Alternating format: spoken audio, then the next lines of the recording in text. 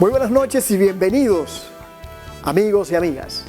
Qué bueno que nos acompañan desde sus casas a nosotros por esta cita Encuentro con Jordi. Hoy, íntimamente, nos compromete el invitado que vamos a presentar ante ustedes, porque de alguna manera ha sacado la parte más difícil por lo emocional con la relación que tenemos. Y nos referimos a un gran dominicano, ciudadano, padre, amigo, un revolucionario de su época. Ramón Antonio Veras, Negro Veras, sí, nuestro padre. Veamos en testimonios y confesiones qué nos tiene para todos nosotros.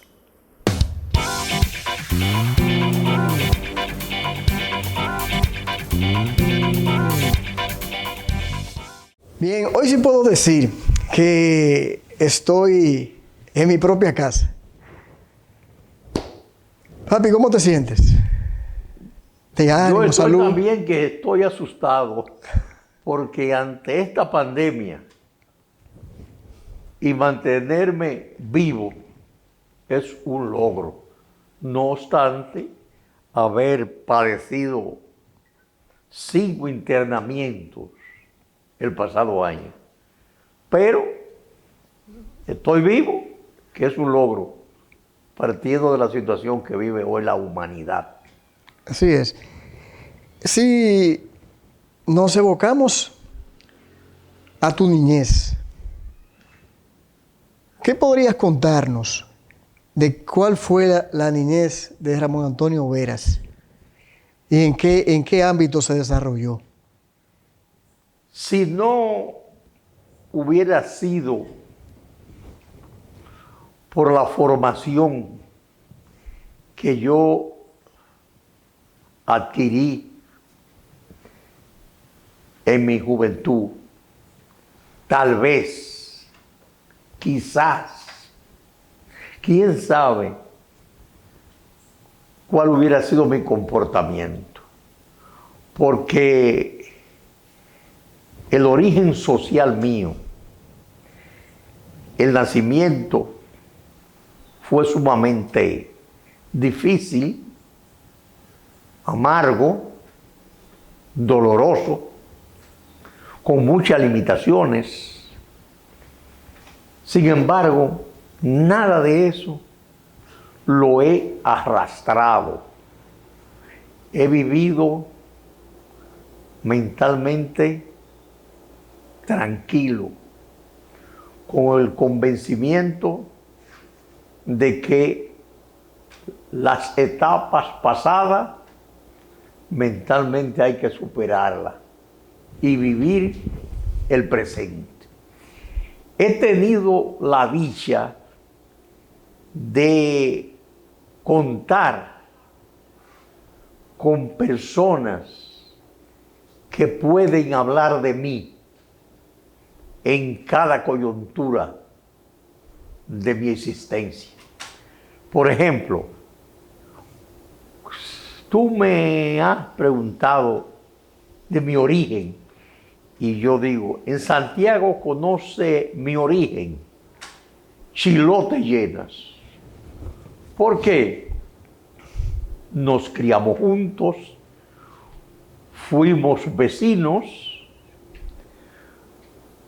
comí de la mano de su madre y de su padre, me siento ser parte de esa familia.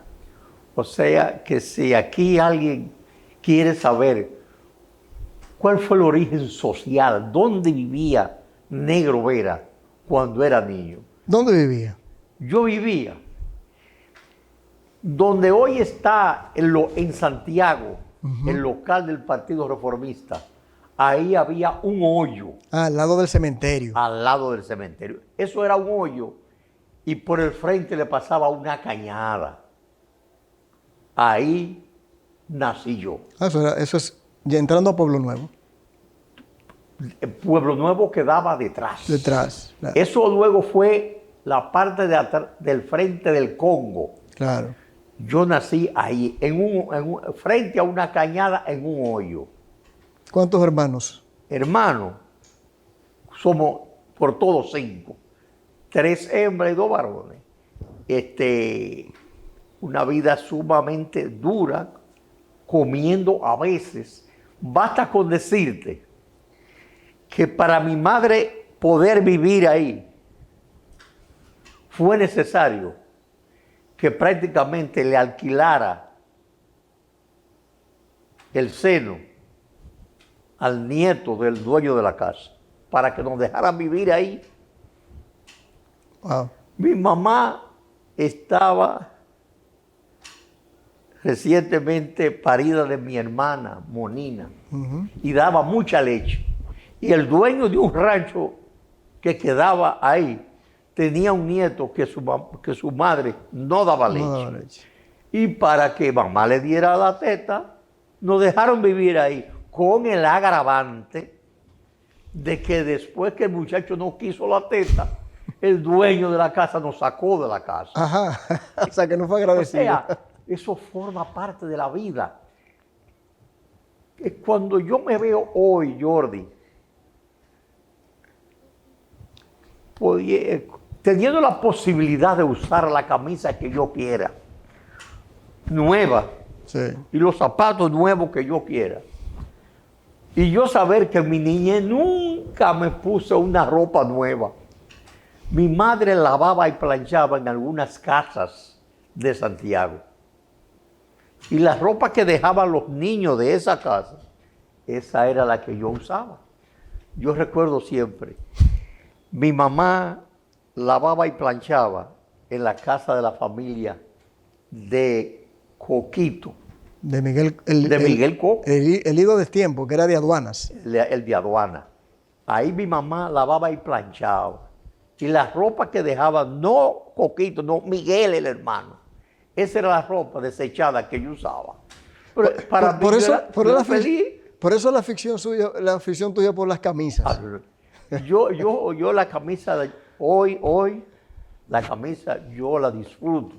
La camisa bonita y la busco. Lamentablemente la pandemia no deja usar hoy camisas bonitas ni comprarlas tampoco. ¿Cómo fue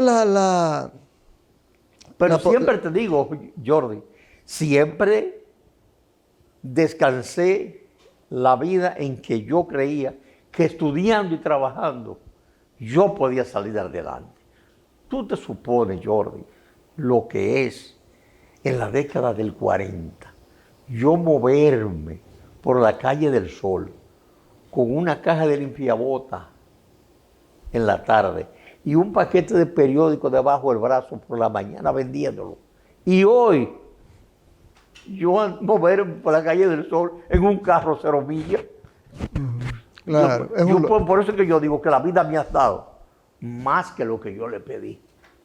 Porque yo no le pedí tanto. Hay una anécdota a propósito de ropa que se refiere a el bautizo. Había una insistencia de que había que ir con un tipo de ropa. ¿Cuál fue la situación que se dio con eso? De la ropa, en mi niñez, recuerdo 2 capítulos. Primero, a mi mamá le regalaron un traje de marino, una belleza, que ya el niño de la casa no lo iba a utilizar. Y mamá me lo puso a mí. Y ese domingo yo salí, pero yo salí descalzo. Yo no tenía muy bien Pepillito con el traje que le había regalado mamá. Y yo salí por el barrio. Y cuando un amigo mío que le decíamos Julito Camiguama me vio, dijo, ¡ay, ahí viene el negro! Con un relevo, pero descalzo. Me dio vergüenza y me fui a la casa. Y mi mamá me dice, ¿y por qué regresaste tan rápido? Digo yo, mamá, que Julito se puso a decir que yo andaba con un relevo descalzo. Eso es muy envidioso. ¿Relevo qué es? Con una ropa usada. Con una ropa usada, un relevo. Sí. La otra fue que a mi hermana recién fallecida, Mercedes María, y a mí nos bautizaron juntos el 25 de diciembre de 1946. Entonces, el tío nuestro, que era como nuestro padre, a mí me puso de niño Jesús unos zapatos blancos y marrones, porque él era zapatero. Y me puso de niño Jesús unos zapatos porque me iban a bautizar el 25 de diciembre, día de mi cumpleaños. Claro. Al momento de ponerme los zapatos, me quedaron apretados. No me pude poner los zapatos. Bueno, y mamá me dice, no te preocupes, vete así. Y si te dicen que porque tú estás de caso, tú tienes que decir que yo había hecho una promesa de que tú ibas a hacer la primera comunión descalzo. Eso me pasó a mí. ¿Qué recuerdo en esa parte de esa niñez? ¿De qué manera influyó tu madre Idalia en los primeros años? Mamá ejerció una influencia determinante en la conducta mía. Idalia Vera, mi mamá, y Manuel Vera, su hermano, mi tío, y casi mi padre, formaron mi temperamento. El que tengo, malo o bueno, pero ese es. Y yo digo que soy hechura de ello. La disciplina rígida, unas costumbres de la época.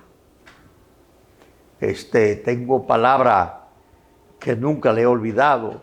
Por ejemplo, la mentira la detesto. Porque ¿Por alguna razón? Sí, una vez yo salí de mi casa para la escuela. Uh-huh. Y un amigo, vámonos para el Yaqui, para el río a nadar. Y nos fuimos para el río. Y cuando yo llegué, antes, cuando tú no ibas a la escuela, te mandaban un aviso. Jordi no vino a la escuela. Y entonces, bueno, yo llegué a la casa y mamá me dijo, negro, ¿y cómo te fue en la escuela? Le digo, muy bien. Dice ella, ajá, y entonces me hace así. Dice, pues tú te estabas bañando en algún sitio. Dice ella, dime la verdad. Digo yo estaba en el río. Dice ella, mira, yo te voy a decir una cosa. Nunca hable la mentira. Y yo le dije, mamá, yo te prometo que nunca te voy a hablar mentira. Dice, no, a mí no. A nadie se le habla mentira. Y Jordi, te digo, que por yo no hablar mentira, he tenido problemas en la sociedad de hoy. Recuerdo que en el año 1965 fui detenido aquí en Santiago, en la etapa de la Guerra de Abril, uh-huh. Y me hacían dos acusaciones. De las dos, yo dije, una no sé, y de la otra sé, pero no voy a decir. La segunda era que me estaban investigando porque la policía decía que yo tenía en Santiago un mimeógrafo, que era donde se tiraba la propaganda del movimiento constitucionalista. Ciertamente, yo sabía dónde estaba el mimeógrafo, pero yo le dije, yo no lo voy a decir. Entonces me dice un sargento, pero dile que tú no sabías. No, yo sé dónde está, pero yo no voy a decir. Y me dieron tremenda paliza. O sea, que yo pude haber dicho que no sé, no, yo dije que sí. Y entonces ese asunto de el que me habla una mentira a mí, yo siento que me está pellizcando. Y que no puedo, no tengo temperamento para hablar la mentira. Y son de las cosas que mi madre me formó, entre otras. ¿Cómo se adentra al ámbito de la política? ¿Cómo la abraza? ¿Cómo llega a ella? La política llegué a ella por vida de mi madre. ¿También? Mi madre era una mujer analfabeta funcional. O sea, ella escribía su nombre, pero no sabía lo que escribía. Era una mujer analfabeta, pero con una muy inteligente. Y ya en la década los primeros años de la década del 40, cuando la Segunda Guerra Mundial, mi mamá me hablaba de la Segunda Guerra Mundial. Mi mamá ejerció mucha influencia en la formación política mía. Además, mi mamá era conocida en Santiago porque ella censuraba el régimen de Trujillo, hasta el punto de que ella la condenaron a 3 meses de prisión bajo la acusación de porte ilegal de arma blanca, como que tenía un cuchillo, pero no fue por el cuchillo. Después dijeron, este es el cuchillo de la lengua de Italia. Y mi mamá fue condenada a 3 meses de prisión por un tribunal de Santiago. Recuerdo que su abogado fue el finado doctor Darío Balcácer, Claro. que falleció hace un tiempo. Por coincidencia, en la misma celda donde estaba mi madre, presa en la Fortaleza San Luis, en esa misma celda, el día 1 de mayo de 1955, ahí fui yo a parar detenido, también preso. ¿Cuál fue el motivo? El motivo fue que un general, luego general, en esa época era raso, pero un general mató a su esposa por celo en la parte baja de la ciudad de Santiago, por La Joya. Y en el velorio habíamos un grupo. Entonces, era 1 de mayo, domingo 1 de mayo de 1955. Entonces, estábamos un grupo de muchachos ahí, en el velorio, y yo dije, déjame ir a acostar, que tengo que mañana hacer la cosa esa del servicio obligatorio. La cosa esa, el servicio obligatorio. Al otro día era lunes y yo entraba a hacer el servicio obligatorio. Yo me retiré del grupo del velorio como a las 8 de la noche. Bueno, pues a las 11 de la noche de ese mismo día se presentó un camión en mi casa, yo de guardia, y me llevó preso. Y esa fue la primera vez que yo fui preso por cuestiones políticas, porque yo dije que yo me iba a acostar porque yo tenía que hacer la cosa esa. La cosa esa era el servicio militar. Pero dentro de ese grupo, entonces hubo quién... Había uno en el grupo, sí, porque siempre en los grupos había lo que se llamaba los chivatos. Me chivateó y fue la guardia y me llevó a mi casa. Cuando eso yo vivía en la General Valverde, 86, que luego cambió el nombre de Escalante y tenía el número 66. O sea, en la calle Escalante, esquina Salvador Cucurulo. Y el velorio se estaba efectuando en la calle hoy Pedro de Mungría, entre Máximo Gómez y Restauración. Vamos a ir a una pausa para darle paso a compromisos comerciales y volvemos.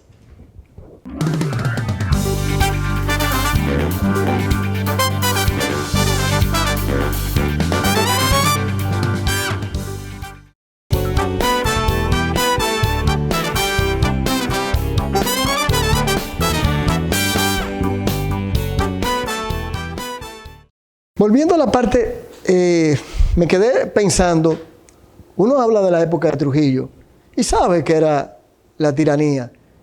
Quizás muchas de las generaciones que nos están viendo ahora tienen la oportunidad de hacerlo. Quizás no tienen la imaginación de lo que era esa época. Cuando hablabas de que no fuiste a la escuela, pero de alguna manera ese sistema tenía la posibilidad de saber qué niño o niña no iba a la escuela en el sistema educativo. ¿Qué cosas como esas podemos mencionar que eran positivas dentro del régimen de Trujillo sin tener que llevar a cabo o de entrar en decir que se está alabando un régimen tirano? El sistema educativo que comenzó aquí con el sistema ostosiano, excelente. Trujillo lo cambió y lo adaptó a su régimen.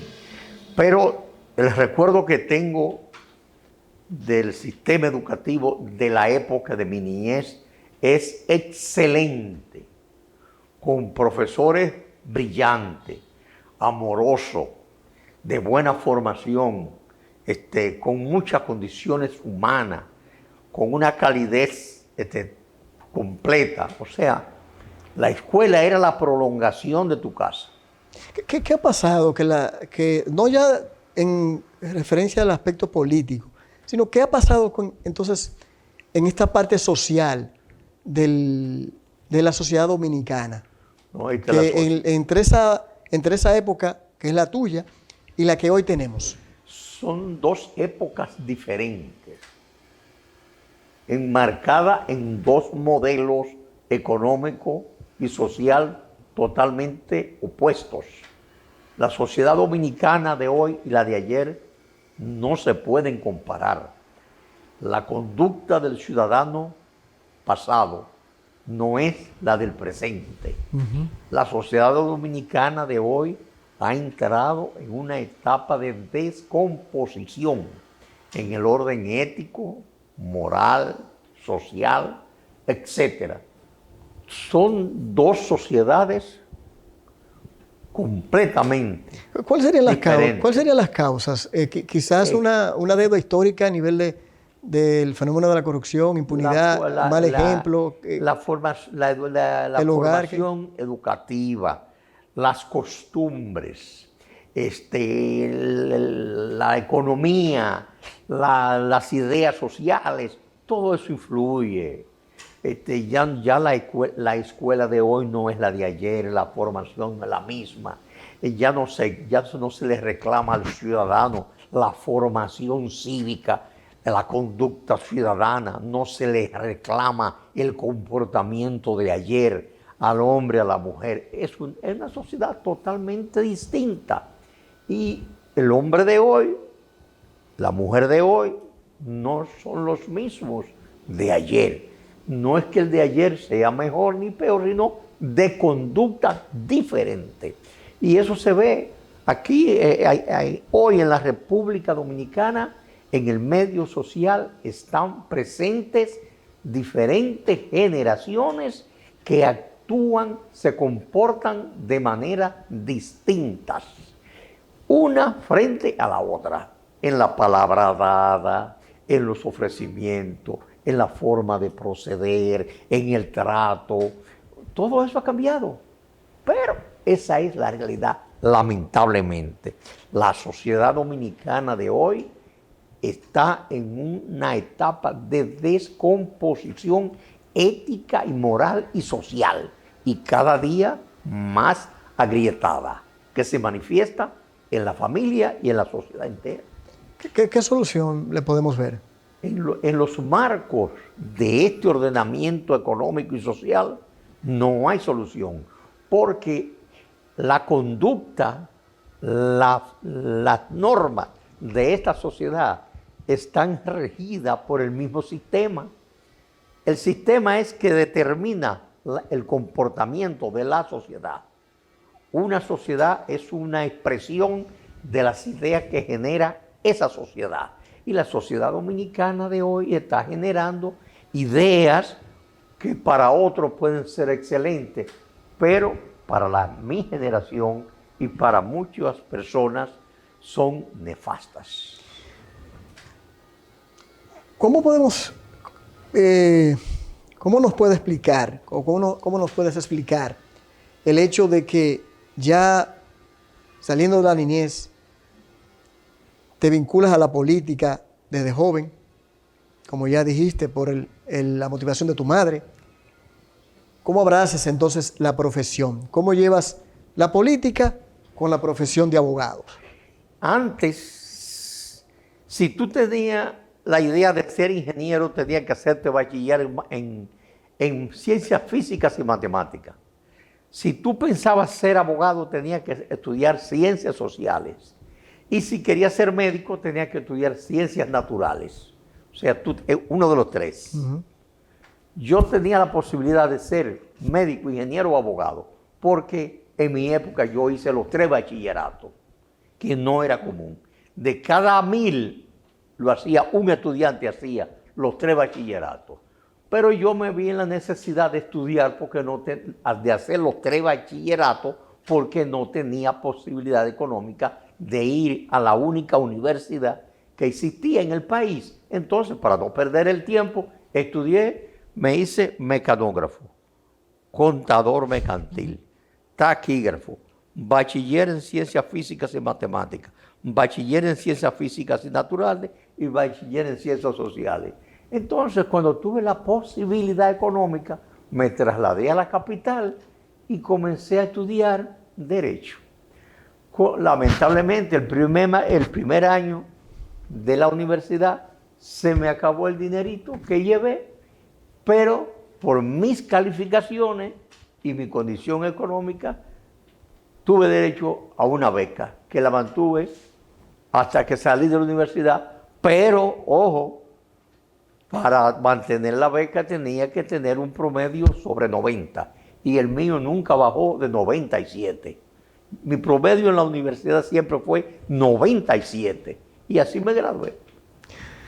Vamos a dejar una pausa para quedarnos en esa parte y volver en el ámbito de la profesión. Y, ¿por qué no? También la dinámica que se dio estando en la capital, brevemente. Pero vamos a volver luego de la pausa.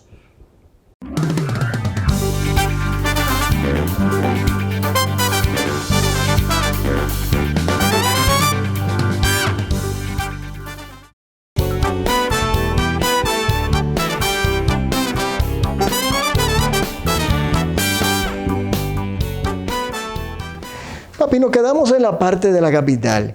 Ya sabíamos, te graduaste con los máximos honores. Pero antes de eso, ¿cómo fue la vida del estudiante de Negro Veras en la capital? ¿Fue muy fructífera? O sea, ¿se puede decir que la recuerdas con mucho cariño? La vida mía en la capital, como la de la mayor parte de los estudiantes de provincia, fue amarga. Basta con decir que hasta hambre se pasaba para no llegar muy lejos. Y además, estudiando con beca era muy difícil. Ejemplo, yo vivía en la Padre Villini, esquina 19 de marzo. Para yo ahorrarme 5 centavos, yo tenía que irme a pie desde la 19 de marzo con Padre Villini hasta la UAS. Más de 1 hora a pie caminando para ahorrarme 5 centavos. O sea, era una vida amarga. Y en la pensión uno pagaba 40 pesos. Los 40 pesos incluía las 3 comidas y dormitorio. Claro. O sea, tú no podías reclamar mucho por 40 pesos. Hasta el punto de que cuando uno veía que podía retirarse para su casa, uno decía, yo me voy a las 6. Para ahorrarse eso. Para ahorrarse el día entero, porque si tú te tomabas el café, te incluían el día entero. Entonces, para tú economizar ese día, no, yo me voy. O sea que no tengo recuerdo grato de la capital. Y hata el punto de que yo ahora digo, yo voy a la capital, pero entro de espalda. Para salir de frente. Para salir de una vez. Hay una anécdota ahí de esa parte de quien que ídolo de tiempo, Rafael Nicolás Gómez. Nicolás que fue tu compañero, amigo. Nicolás Gómez Nicolás no fue mi amigo ni mi compañero, Nicolás fue mi hermano. El doctor Nicolás Gómez y yo estudiamos los 5 años.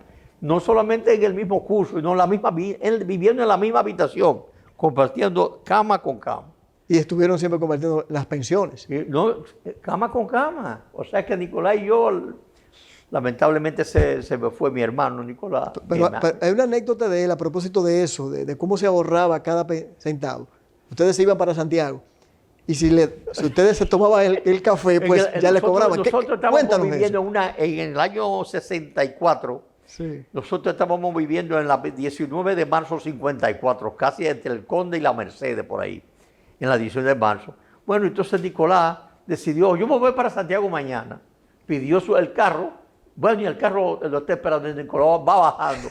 Y la dueña de la pensión atrás, Nicolás, tómate el café, Nicolás, el café. Y nosotros arriba, Nicolás, el café, no, 1.85. 1.85 era lo que salía el pago diario de la mensualidad. Pero si Nicolás se tomaba el café, claro, le cobraban el día entero, los 1.85. Y entonces, mira, Nicolás, y la señora le decía, Nicolás, te vas a marear por el camino, te va a dar un mareo, tómate el café. Y nosotros, no te lo tomes, Nicolás. O sea, eso era una lucha. Ay, Dios.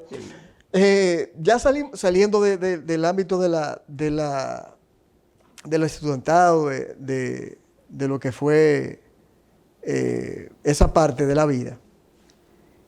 ¿Cómo fue la profesión, el ejercicio de la profesión? ¿Cómo la vinculaste con tu pensamiento ideológico? Al momento de yo recibir el título en la universidad, en la UAS. Sí, la rectoría me ofreció una beca para que yo fuera a estudiar a París, con la condición de que cuando regresara tenía que ser profesor de la universidad. Y yo decidí no. Yo renuncié a la beca que yo tenía derecho, que me la había ganado por mis calificaciones. Yo opté por venir a Santiago a ejercer la profesión. Y coincidió que yo recibí el título de doctor de Derecho en febrero de 1967. Pero ya un año antes, ya Balaguer estaba en el gobierno de los 12 años, que fue un gobierno de típico corte terrorista. Entonces, una de dos, o yo me dedico simplemente a criarlo a ustedes, a mis hijos, a ser un ciudadano que va y ejerce su derecho al voto, o enfrentar la situación, ligar mi ejercicio profesional con la lucha por las libertades públicas. Y yo lo hice. Eso yo pagué la consecuencia. No fue que el gobierno de Balaguer fue malo conmigo, no, que me dio la respuesta que yo le daba. Yo viví en los tribunales impugnando los expedientes que preparaba el régimen contra sus adversarios. Con los presos políticos. Con los presos políticos, y yo lo defendí. Y entonces eso me llevó consecuencias. Durante los 12 años yo fui a la cárcel 16 veces. El 1 de mayo de 1972 la policía me tiró de la segunda planta del edificio de un Nachosín. Depositó mi cuerpo en el baúl de un carro de la policía y después me llevó a la morgue como un muerto. Y allá tu mamá y Salvador Blanco fueron. Pero Negro está vivo. O sea, toda esa cosa la pasé porque en los tribunales yo enfrentaba los expedientes que se preparaban contra los presos políticos. Cuando hablas que se preparaban, ¿cuál sería un ejemplo de una preparación de un expediente contra un preso político? Una anécdota. Le ponía que el detenido declaró que yo maté a fulano, tal y tal, y que yo puse una bomba. Embuste. Te podían afirmar el expediente a palo. Entonces tú tenías en el tribunal como abogado que demostrar todo eso. Por ejemplo, aquí se acostumbraba a ponerle una granada, portador de una granada. y nosotros ya los abogados descubrimos que era la misma granada. ¿Y qué hicimos? La marcamos la granada para probar que era la misma que la policía ponía en todos los tribunales. Aquí hay un grupo de abogados en el país, muchos que todavía viven, llámese Julio Aníbal Suárez. Que fue juez de la Suprema. Que fue juez de la Suprema, brillante, un modelo de juez. Virgilio Bello Rosa. Sí, procurador. Abraham Bautista, y un alto dirigente. O sea, Abel Rodríguez del Orbe. O sea, aquí hay muchísimos abogados que andábamos detrás de los... Con Abelito. Abel Rodríguez del Orbe. ¿Ustedes dos estuvieron vinculados en algún momento con el caso de Orlando? Abel Rodríguez del Orbe y yo fuimos los que interrumpimos la prescripción del caso Orlando Martínez. Para que el caso de Orlando no prescribiera, Abel Rodríguez del Orbe y yo, a nombre de la mamá y el papá de Orlando, presentamos una querella contra todos los que fueron acusados y condenados. Y contra otros más que lo sacaron del expediente. Sacaron del expediente. Y lo voy a dejar ahí por ahora para no mover cosas, porque hay algunos que han fallecido. Y los muertos yo los respeto. Claro. O sea, nosotros no fuimos a defender los presos políticos para hacernos No. Nosotros cumplimos un deber. Y si me hay que recorrer ese camino nuevamente, lo vamos a recorrer otra vez. Es cuestión de principio, de convicción. ¿No te arrepientes de tu vida política? En la vida política mía no me arrepiento de nada. He tenido mis aciertos y mis desaciertos, pero siempre he procedido tratando de ser coherente y cumplir con mi deber, con un deber que no le tengo que pasar recibo a esta sociedad. Ni se lo he pasado nunca, ni se lo voy a pasar, porque si no se lo pasé ayer, me queda menos tiempo que el que me ha pasado. En poco tiempo, ¿qué supuso la figura de mami, tus hijos, ya tu vida como abuelo y tus amigos? Bueno, yo no tengo queja de mi familia. Tu mamá, una mujer excepcional, valiente, hermosa, buena. Fue cómplice, cómplice en el buen sentido de la palabra. Cómplice nacional e internacional. porque de los actos, de las acciones de tu madre en el extranjero, en los movimientos de solidaridad con los luchadores por la liberación de los países del tercer mundo, tu mamá tiene un espacio. Pero ella se lo llevó para la tumba y yo me lo llevaré también. No hay que pasar balance de eso, pero ella fue esa mujer. Lo que sí te digo a ti es, de lo que yo me lamento hoy es, nunca un enemigo mío me ha traicionado. Pero ay, cuántos amigos me han traicionado. Eso yo lo... eso es un pesar. Amigos que me conocieron a mí jugando belluga y de así de desnudo los dos. Y hoy me han traicionado. Que digo, oye bien, nunca un enemigo me ha hecho daño. Eso es un dolor fuerte. ¿Eh? Eso es un dolor fuerte. Oh, claro que sí. Pero no le tengo rencores, le tengo pena. Pena porque personas que tú duraste 70, 80 años conociéndola y un día, y esta basura es la que yo traté, pero así es. En un minuto, su afición por la pelota y su amor por las Águilas Ibaeñas. Desde chiquitico. Yo fui al play la primera vez con mi mamá, pagando 5 centavos para entrar a Sol. Y luego terminé viendo las Águilas jugar porque yo le cargaba una batería y la sirena que tocaba Coco en el séptimo inning para animar a las Águilas. O sea, yo puedo decir que yo soy aguilucho desde chiquitico, pero analizo la pelota objetivamente. No me ciego. No como fanático. No, yo soy un fanático, pero yo también yo analizo la pelota. Sé cuando mi equipo es débil y sé cuando mi equipo es fuerte, cuando está en buenas condiciones, cuando puede vencer y cuando puede ser vencido. ¿Cuál es el campeonato que más recuerda? ¿O cuál es el momento que más recuerda? De muchos que las Águilas lo han brindado. Pero el que más puede rápido recordar. El cero de Teculve. ¿De Kente Colby? De Kente Teculve. Eso fue histórico. ¿Cómo fue eso? Lo metieron a relevar para garantizar el juego. Y lo llenó la base sin out. Pam, 3 outs. Esto es histórico. ¿Y algún jonrón memorable? Los 2 jonrones de Dee Stewart para inaugurar el Estadio Cibao. Por el center field. 2 jonrones. Dee Stewart. ¿Y alguno de un nativo? Por ejemplo, Chilote.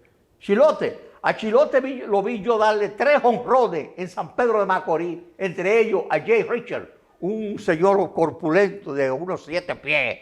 Y Chilote le dio 3 jonrones en un juego. Chilote era un bateador de largometraje, como su hermano Nelson Llena.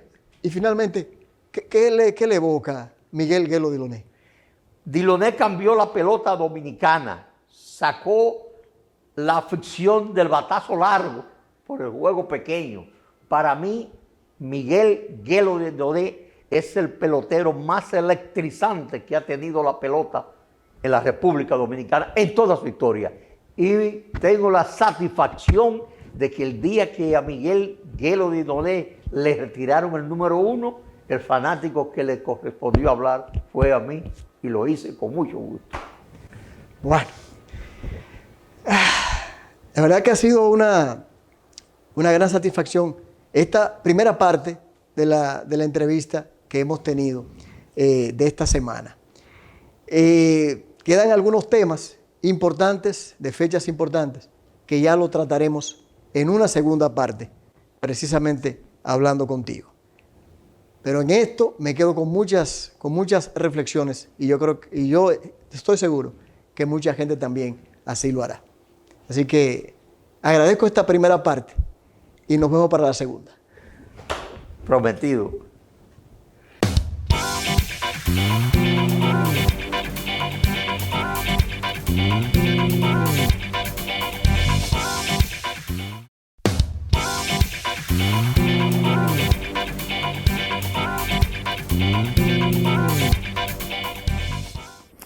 Amigos, amigas, luego de ver lo que ustedes acaban de ser testigos en esta entrevista pasada, hay que recordarles que esta es una primera parte de 2.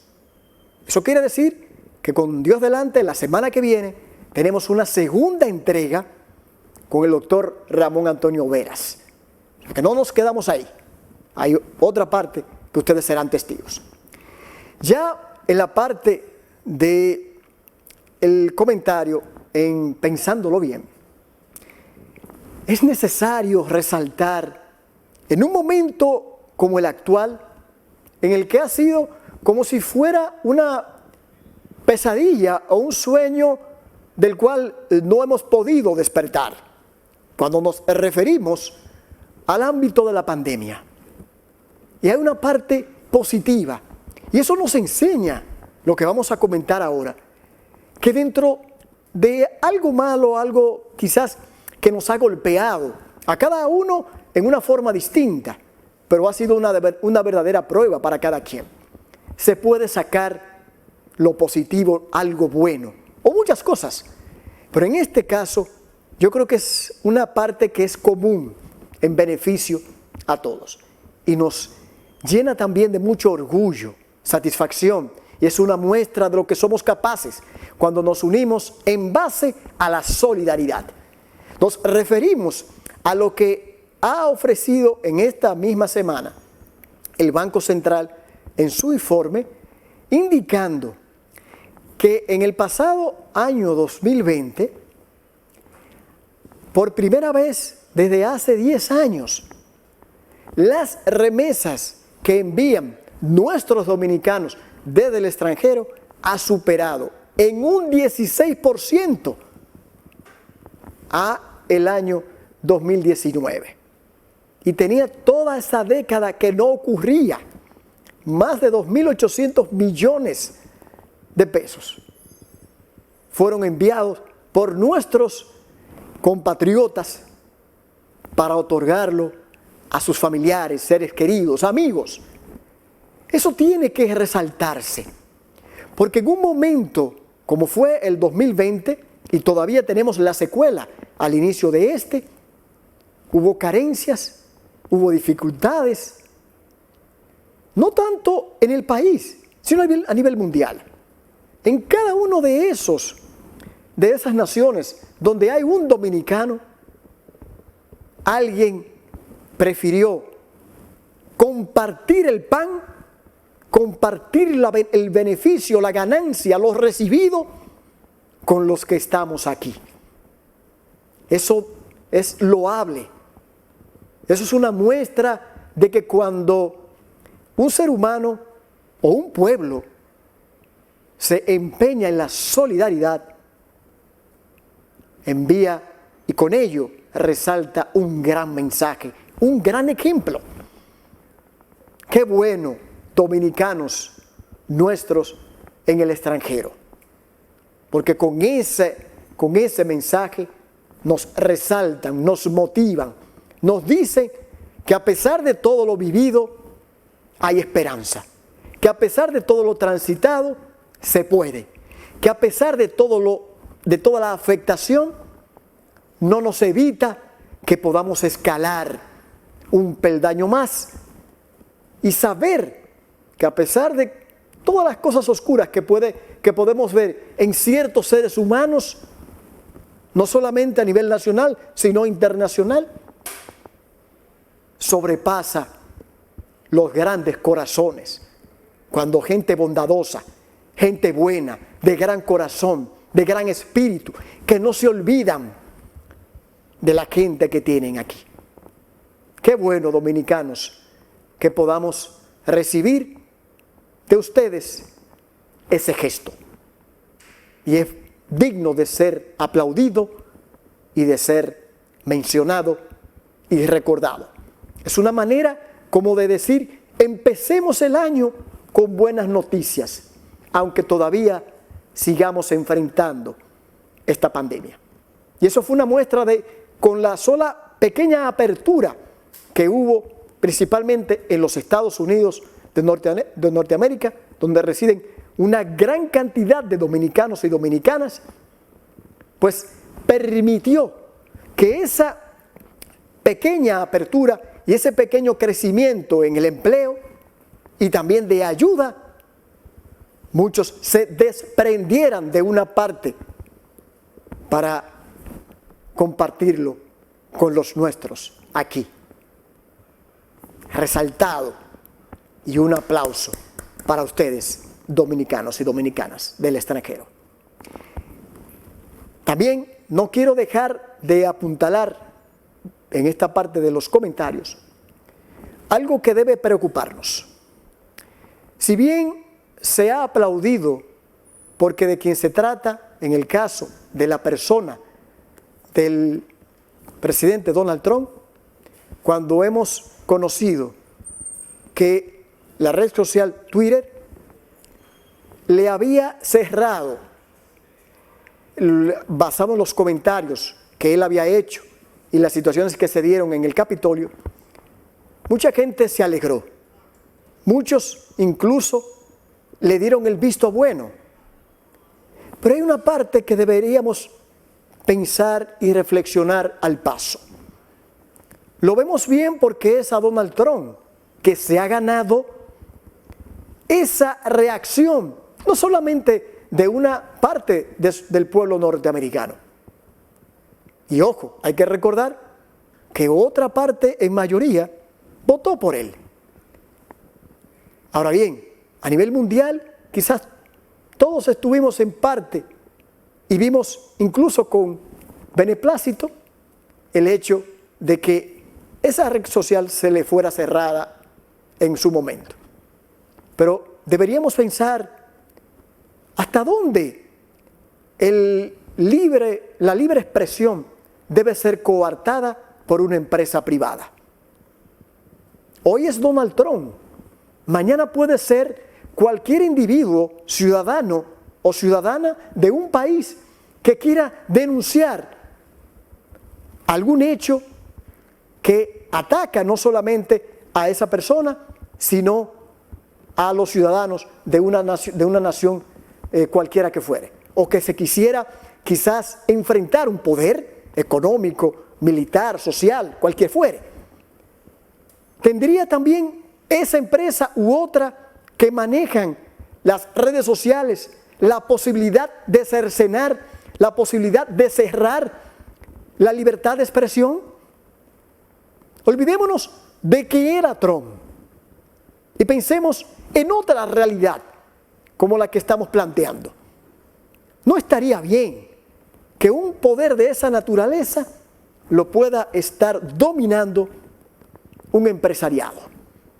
En este caso, claro, extranjero, pero pueden disponer desde su poltrona de cercenar un derecho tan fundamental. Y eso no solamente lo hemos visto en Estados Unidos y para el caso de Donald Trump. En una oportunidad cuando sucedió con la guerra de Irak, el canal de televisión CNN decidió no seguir transmitiendo la llegada de los cuerpos de los norteamericanos, de los soldados. Y hasta dónde eso tenía también una posibilidad de evitar que la gente tuviese información a lo que llegaba. Entonces, ojo, tenemos que tener cuidado, porque ya en una oportunidad se denunció de lo que fueron capaces Facebook en una denuncia cuando la ganancia de Trump al poder pudo haber influido esa parte en el electorado norteamericano. Así que sería bueno que tomáramos como reflexión esto que hemos comentado. Señores, hemos llegado a la parte final y no quisiera antes aprovechar que esta semana ha sido de mucha gratitud. Han llegado los 53 de quien les habla. Y con esta entrevista, de alguna manera, que se ha vinculado y que no fue pensada, se relaciona emocionalmente con nosotros. Ojalá hayan disfrutado todo el contenido. Y para la próxima, seguimos, como habíamos dicho, en su segunda parte. Gracias por acompañarnos, esperando que pasen feliz resto de la noche en un nuevo encuentro con Jordi.